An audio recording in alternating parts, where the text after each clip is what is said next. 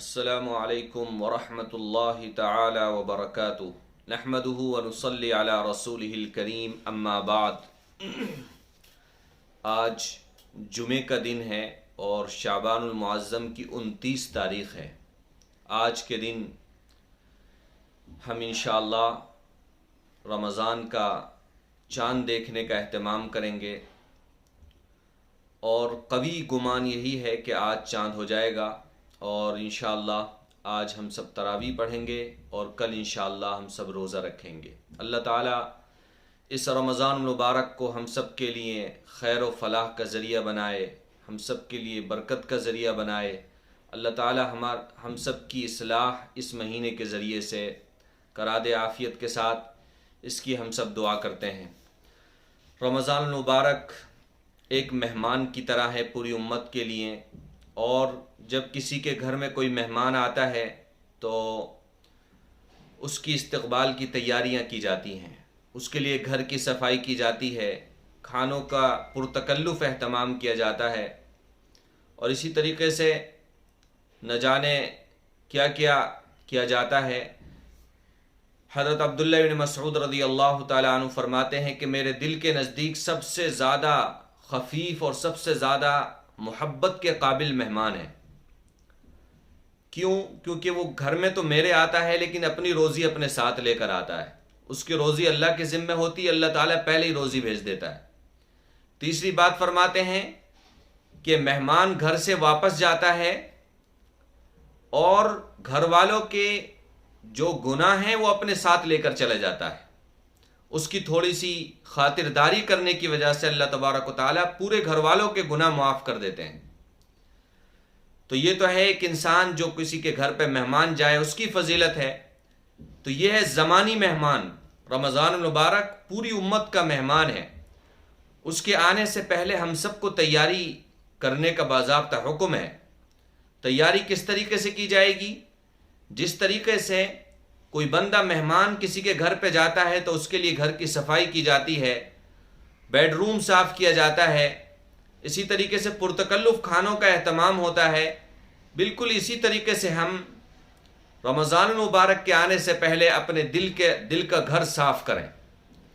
ہمارے دل کے اندر جو گندگیاں پیدا ہو گئی ہیں ہم اس کے صفائی کا اہتمام کریں۔ اسی طریقے سے رمضان المبارک کے آمد پر دل کی جو اہم ترین غذا ہے، کہتے کہ جسم کی غذا تو کھانے ہیں، دیگر مشروبات ہیں جس کی وجہ سے جسم نشو و نما پاتا ہے، لیکن دل کی غذا کھانے نہیں ہے۔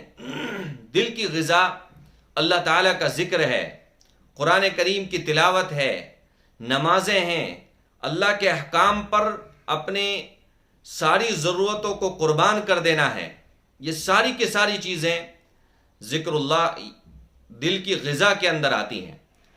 تو ہم رمضان المبارک کے وقت اور لمحات، چند ہی لمحات کے بعد رمضان المبارک میں ہم انشاءاللہ داخل ہو جائیں گے۔ اس سے پہلے ہم اپنے دل کی دنیا درست کریں، دل کا قبلہ درست کریں۔ اس لیے چند چیزیں آپ حضرات کو بتائی جا رہی ہیں، ان کا انشاءاللہ ہم سب اہتمام کریں گے، اور اس کے ذریعے سے انشاءاللہ ہم رمضان مبارک کا کسی حد تک واقعتاً حق ادا کر سکتے ہیں۔ پہلی چیز یہ کہ ہم نے رمضان المبارک کو اپنی چند غلط فہمیوں کی وجہ سے، اپنی غلط عادتوں کی وجہ سے ہم نے اس رمضان المبارک کو کھانے پینے کا مہینہ بنا لیا ہے، حالانکہ رمضان المبارک کھانے پینے سے رکنے کا مہینہ تھا۔ صوم کہتے ہیں کھانے سے، پینے سے اور اسی طریقے سے جماع سے، اپنی بیوی کے ساتھ صحبت کرنے سے رکنا، ان تین چیز کا نام صوم ہے، روزہ ہے۔ لیکن ہم نے اس مہینے کو کھانے پینے کا مہینہ بنا لیا ہے، حتیٰ کہ کوئی غیر مسلم ہر ایک یہ جانتا ہے کہ یہ جو مہینہ ہے ان کے کھانے پینے کا مہینہ ہے، ان کی جو گلیاں ہیں وہ کھانے پینے سے بھری رہیں گی، یہ فروٹ، یہ ہوٹل، اور یہ فلاں اور یہ فلاں۔ اللہ کی قدرت دیکھیے کہ اس رمضان المبارک کے مہینے میں اللہ تبارک و تعالیٰ نے خود بخود اس پر بہت حد تک بندش لگا دی۔ مثال کے طور پہ ہوٹلوں کی وہ بھرمار اس مہینے آپ کو دیکھنے نہیں ملیں گی۔ اس سال رمضان مبارک میں آپ کو دیکھنا نہیں ملیں گی۔ تو یہ فطری طور پہ اللہ تبارک و تعالیٰ نے ہمیں بہت ساری غلط چیزوں سے اس مہینے اس رمضان مبارک میں روک کے رکھ دیا ہے، لاک ڈاؤن کی وجہ سے۔ اسی طریقے سے اس لاک ڈاؤن، اس وبا کے وقفے کی وجہ سے بہت ساری چیزیں، بہت ساری سنتیں حضور اکرم صلی اللہ علیہ وسلم کی جن کو ہم بھلا بیٹھے تھے یا ایسا محسوس ہوتا تھا کہ ان پر ہم عمل نہیں کر پائیں گے، اس لاک ڈاؤن کی وجہ سے اللہ رب العزت نے مجبوری بنا دی ہماری ان پر عمل کرنا۔ جیسے شادی ہے، آدمی پہلے سوچ تک نہیں سکتا تھا کہ میں اپنے بیٹے کی یا بیٹی کی شادی کر دوں گا اس طرح کے چند بندوں کو بلا کے، بس ایک دو بندے ادھر سے آ جائیں، ایک دو بندے ادھر سے آ جائیں اور شادی ہو جائے۔ لیکن اس لاک ڈاؤن کی وجہ سے مجبوری بنا دی اللہ تبارک و تعالیٰ نے، اور لاکھوں شادیاں امت مسلمہ میں الحمدللہ اسی سادگی کے ساتھ ہوئی جس سادگی کے ساتھ اس دور کے حضور اکرم صلی اللہ علیہ وسلم کی سنت کے اندر مطلوب ہے۔ اسی طریقے سے رمضان المبارک میں جو بہت سارے غلط کام ہوتے ہیں ان میں سے افطار پارٹیاں ہیں۔ افطار پارٹیاں، اس کا نہ حضور سے کوئی ثبوت، نہ حضور کے صحابہ سے کوئی ثبوت، ایک ایسی غلط چیز امت مسلمہ کے اندر چلنے لگی کہ جس کا کوئی سنت سے ثبوت نہیں، سوائے اس کے کہ پیسہ بھی ضائع ہو اور اس کے اندر غلط کاموں کی وجہ سے، سنت کے خلاف کاموں کی وجہ سے بعض وقت ثواب کے بجائے آدمی گناہ لے کر واپس آئے۔ اس لاک ڈاؤن کی وجہ سے الحمدللہ اس سال رمضان مبارک میں ہم افطار پارٹیوں سے بھی محفوظ رہیں گے۔ اس پر ہم سب اللہ کا شکر ادا کریں۔ اللہ تعالی ہمیں ایسی تمام غیر سنت اعمال سے اللہ تعالی نے ہم سب کی حفاظت فرما لی ہے۔ تیسری چیز یہ کہ گھروں کے اندر کھانے بنانے کی ذمہ داری، افطاری بنانے کی ذمہ داری اور دیگر مشروبات بنانے کی ذمہ داری، یہ ساری ہماری بیویوں کے اوپر، ہماری والدہ کے اوپر، ہماری بچیوں کے اوپر ہوتی ہے۔ ایک عورت کھانا بنانے میں، افطاری تیار کرنے میں، مختلف قسم کے کھانے بنانے میں اور مشروبات تیار کرنے میں بعض وقت کچن میں کئی گھنٹے بتا دیتی ہے، 3 گھنٹے 4 گھنٹے اسی حال میں بتا دیتی ہے کہ وہ عورت کھڑی رہتی ہے، کبھی سالن بنا رہی ہے، کبھی روٹی بنا رہی ہے، کبھی افطاری کاٹ رہی ہے، کبھی کچھ کر رہی ہے، کبھی کچھ کر رہی ہے، کبھی کچھ کر رہی ہے، کئی گھنٹے اس میں بتا دیتی ہے، مختلف قسم کے پکوان، مختلف قسم کے کھانے۔ وہی عورت، ظاہر ہے وہ ایک انسان ہے، اس سے زیادہ اس کے اندر بھی ایک لمٹ ہے اس کی طاقت کی بھی۔ جب یہ عورت رات کو عشاء کی نماز پڑھنے کے بعد تراویح کے لیے کھڑی ہوتی ہے تو اس کو تھکن محسوس ہوتی ہے، کیونکہ پہلے 3-4 گھنٹے کچن میں بتا چکی ہے، وہ بھی کھڑے ہو کر اور مختلف محنتوں کے ذریعے سے۔ جب اب اصل محنت کا وقت آیا ہے تو اس کو تھکن محسوس ہوتی ہے، اور تھکن محسوس ہونی بھی چاہیے۔ تو اب وہ مفتی صاحب سے مسئلہ پوچھتی ہے کہ جی میں تراویح کبھی کبھی چھوڑ دوں تو کوئی حرج تو نہیں ہے، تراویح سنت ہے یا نفل ہے، تراویح ضروری ہے یا غیر ضروری ہے۔ اس طرح کے مسائل اس کے سامنے اس وجہ سے آ جاتے ہیں کہ اس کی جو طاقت ہے وہ ساری کی ساری، اس کی انرجی وہ پہلے ہی کچن میں ضائع ہم کرا چکے ہیں۔ تو بزرگوں، ایک وہ گناہ ہے جو ہم اجتماعی طور پہ اپنی مستورات کے ساتھ کر رہے ہیں کہ وہ عبادت کے لیے وقت نہیں نکال پاتی، صرف اس وجہ سے کہ ہماری زبان چٹخارے بھرے اور ہماری زبان کو زیادہ سے زیادہ لذیذ پکوان مل سکیں۔ دیکھیں اس رمضان المبارک کو ہم انشاءاللہ اہتمام کے ساتھ اس طرح گزاریں کہ ہم کم سے کم پکوانوں پہ قناعت کریں۔ اللہ رب العزت نے جو کھانے ہمیں عطا فرمائے ہیں، جو اس طرح کے اسباب وسائل عطا فرمائے ہیں، بزرگوں ان کو دوسری چیزوں جگہوں پہ استعمال کیا جا سکتا ہے۔ رمضان المبارک میں ہم بہت ہی سادگی کے ساتھ اپنی مستورات کو کم سے کم کچن میں وقت بتانے کے لیے کہیں، زیادہ سے زیادہ وقت ان کا انشاءاللہ تلاوت قرآن میں گزرے، نمازوں میں گزرے، تسبیحات میں گزرے اور اللہ سے لو لگانے میں، اللہ تعالیٰ کی طرف توجہ میں گزرے انشاءاللہ۔ دوسری چیز، رمضان سے پہلے جو بہت ہی اہم چیز ہے میں وہ آپ کو بتانے جا رہا ہوں کہ رمضان مبارک میں داخل ہونے کی چند ساعتیں باقی ہیں، اس سے پہلے ہم اپنے دل کو ٹٹولیں۔ کہتے ہیں کہ دل اگر خراب ہے تو ساری دنیا خراب ہے، اور اگر دل درست ہے تو ساری دنیا درست ہے۔ حضور اکرم صلی اللہ علیہ وسلم نے کتنے فصیح و بلیغ الفاظ میں اس حقیقت کی نشاندہی فرمائی.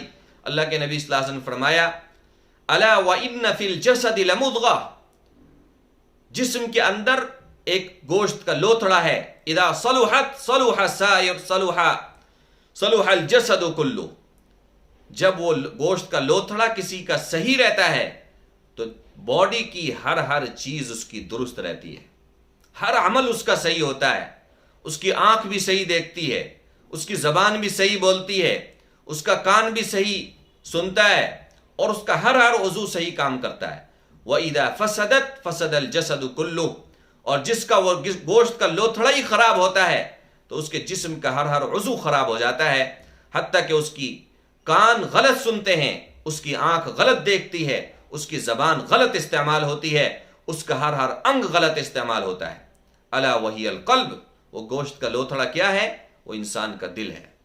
دل ہی اگر خراب ہے تو سارے اعمال خراب ہیں، دل اگر کسی کا درست ہے تو سارے اعمال درست ہیں. اس لیے ہم اپنے دل کی طرف نظر لگائیں، ٹٹولیں اسے، اس کے اندر کیا خرابیاں موجود ہیں.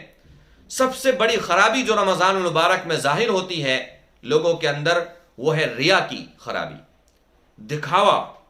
ہر کام کے اندر دکھاوا ہو سکتا ہے. زکوٰۃ کی ادائیگی میں جب آپ کے پاس کوئی زکوٰۃ وصول کرنے کے لیے آئے تو اس سال تو کوئی زکوٰۃ کی وصولی کا کوئی صورتحال اور کوئی شکل ہی موجود نہیں ہے، لیکن جب کوئی زکوٰۃ کی وصولی کے لیے آتا ہے، میں تو اتنوں کو دیتا ہوں، میری زکوٰۃ تو اتنی نکلتی ہے، یا اپنے دوست و احباب کے درمیان بیٹھ کے میں فلاں مدرسے کو جو اتنا دیتا ہوں، فلاں صاحب کو اتنا دیتا ہوں، فلاں کو اتنا دیتا ہوں، میری تو 1,00,000 زکوٰۃ نکلتی ہے، میری تو یوں نکلتی ہے. یا کسی کو دکھاوے کے لیے جو ہے لمبے لمبے نوٹ نکال کے کسی کو دینا اور رسیدیں بنوانا. نہیں بزرگوں، ہم نے کوفہ کا ایک واقعہ تاریخ کے اندر پڑھا ہے کہ کوفہ شہر جو عراق کا ہے، اس میں صورتحال ایسی ہوتی تھی کہ جب لوگ فجر کے لیے دروازہ کھولتے تھے، فجر میں مسجد جانے کے لیے نماز پڑھنے کے لیے دروازہ کھولتے تھے، تو دروازوں کے باہر انہیں جو ہے وہ کٹے ملا کرتے تھے راشن کے، جس کے اندر چاول ہوا کرتے تھے، جس کے اندر آٹا ہوا کرتا تھا، جس کے اندر اور دیگر ضروریات کی چیزیں ہوا کرتی تھیں. لوگوں کو حیرانی ہوتی تھی کہ یہ کہاں سے آ رہا ہے. سال ہاں سال تک پتہ نہیں لگا پائے لوگ کہ یہ جو راشن ہے یہ کون رکھ کے چلا جاتا ہے. اللہ اکبر. ایک وقت آیا کہ امام علی ابن زین العابدین رضی اللہ تعالی عنہ کا انتقال ہوا. پورے کوفہ شہر کے اندر یہ خبر پھیل گئی اور حضرت کا انتقال ہو گیا ہے. اس دن یہ بات کھلی کہ امام علی ابن زین العابدین رضی اللہ تعالی عنہ خود اپنے کاندھوں پر اس راشن کو لاد کر فجر سے پہلے، تہجد کے وقت سے پہلے لوگوں کے گھروں کے اندر پہنچا دیا کرتے تھے، کیونکہ جب حضرت امام کو غسل دیا گیا تو امام کے کندھوں پر رسیوں کے نشانات تھے، جن کے ذریعے سے رسیوں میں باندھ کے امام جو ہیں وہ راشن لوگوں کے گھروں میں تقسیم کر کے آیا کرتے تھے. اللہ اکبر. موت پہ یہ راز کھلے اور موت کے وقت جو ہے یہ بات کا احساس ہوا کہ کون کتنی بڑی نیکی کر گیا. آج اگر ہم 1,000 روپے کا کچھ صدقہ کر رہے ہیں یا کسی کو دے رہے ہیں تو ہم تو جو چیز دے رہے ہیں، راشن دے رہے ہیں، جو بھی شکل میں دے رہے ہیں، ہم تو اسے ہاتھ لگانے کی بھی نہیں سوچتے. امام زین العابدین، امام علی بن زین العابدین رضی اللہ تعالیٰ عنہ خود ادا کر کے آتے تھے. اللہ اکبر. اس لیے بزرگوں، نیکی کریں تو اسی طریقے سے کریں جس طریقے سے ان حضرات نے کر کے دکھائی ہے. رجال صدقوا ما عاهدوا الله علیہ فمنهم من قضى نحبه ومنهم من ينتظر وما بدلوا تبدیلا. یہی وہ لوگ تھے جنہوں نے اللہ سے جو معاہدہ کیا تھا اسے پورا کر دکھایا. تو صحابہ اور صحابہ کے بعد ایسی شخصیات جیسی امام علی ابن زین العابدین کی شخصیت تھی، یہ ہمارے لیے اسوہ ہیں، یہ ہمارے لیے قابل تقلید ہے ہر عمل میں. تو ہم صدقہ کریں تو ہم اپنے ہاتھوں سے کریں، ہم اپنے آپ کو محتاج سمجھتے ہوئے کریں کہ یہ صدقہ لینے والا محتاج نہیں ہے، میں دینے والا محتاج ہوں. دینے والا محتاج ہوتا ہے بزرگوں، لینے والے کا تو حق ہوا کرتا ہے. اگر ہم نہ دیں گے تو اللہ تبارک و تعالیٰ قیامت کے دن پکڑ کریں گے. تو لینے والا محتاج نہیں ہے، دینے والا محتاج ہے. اس بات کو سمجھتے ہوئے، اس کا استحضار رکھتے ہوئے ہم صدقات نکالیں رمضان مبارک میں، زکوٰۃ نکالیں۔ تو ریا والی بیماری، دکھاوے کی، یہ ہمارے دل کے اندر بالکل نہیں ہونی چاہیے۔ رمضان مبارک میں داخل ہونے سے پہلے ہم انشاءاللہ اس بیماری کو اپنے دل سے نکالیں۔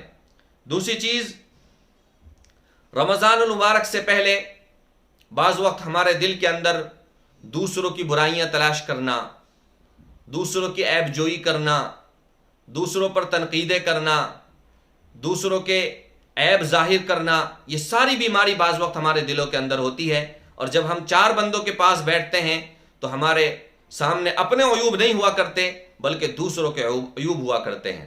اس رمضان مبارک میں ہم انشاءاللہ اس بات کا اہتمام کریں کہ انشاءاللہ ہم کسی پر تنقید نہیں کریں گے، کسی کی برائی نہیں کریں گے، کسی کا عیب نہیں تلاش کریں گے، لوگوں کے سامنے کسی کے راز نہیں افشا کریں گے۔ انشاءاللہ اس رمضان مبارک میں ہم اس کا اہتمام کریں گے۔ اسی طریقے سے رمضان مبارک سے پہلے بعض وقت طبیعت کے اندر غصہ ہوتا ہے جو کبھی بھی چھلک پڑتا ہے، اپنی بیوی پہ، اپنی بچیوں پہ، اپنے بچوں پہ، اپنے گھر والوں پہ یا دیگر لوگوں کے ساتھ تھوڑا سا کچھ معاملہ ہوا اور غصہ آ گیا اور آدمی کو جو ہے پھر بہت کچھ کر ڈالا جس کا جو ہے آدمی سوچ نہیں سکتا ہے۔ اس غصے کی کیفیت کو انشاءاللہ ہم رمضان مبارک کے آنے سے پہلے ہم اس طبیعت کو ختم، اس غصے کی کیفیت کو انشاءاللہ ہم صحیح طریقے سے گزاریں اور رمضان المبارک کے لمحات کو ہم انشاءاللہ اچھے طریقے سے گزاریں، اسی کی گزارش ہے۔ اسی طریقے سے شکر گزاری کی کیفیت ہم انشاءاللہ اس مہینے سے پہلے اپنی طبیعتوں کے اندر آمادہ کریں۔ اللہ رب العزت ہمیں ان باتوں پہ عمل کرنے کی توفیق عطا فرمائے۔ جزاکم اللہ۔ السلام علیکم ورحمۃ اللہ تعالی وبرکاتہ۔